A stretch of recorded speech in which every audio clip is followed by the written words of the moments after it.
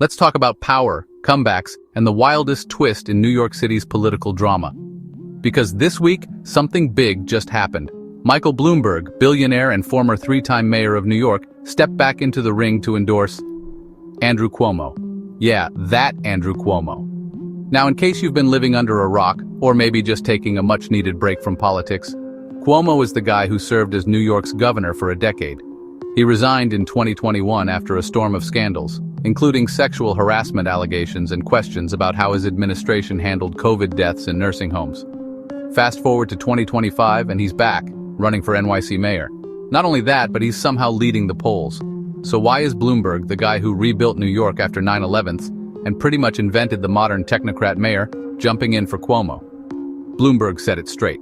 Cuomo's management chops and government know-how stand out from the field. Sure, they've had their political beefs in the past, but Bloomberg thinks Cuomo's been tested in the toughest situations, and let's be honest, New York's not exactly an easy city to run. But the timing here is everything. We're just weeks away from the Democratic primary. Early voting starts in days. And the progressive wing of the party? They're rallying hard behind Zohran Mamdani, a 33-year-old assembly member from Queens.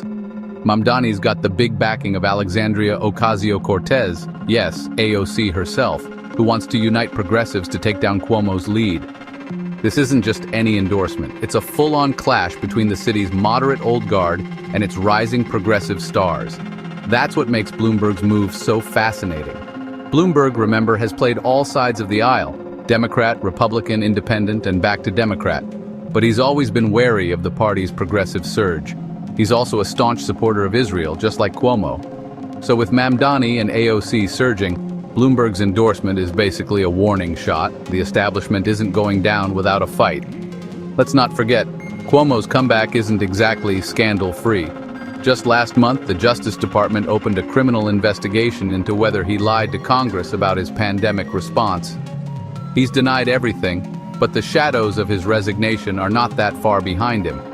Yet here he is, polling ahead, high name recognition, a reputation for getting things done, and now, the blessing of a former mayor who knows a thing or two about surviving New York's political jungle.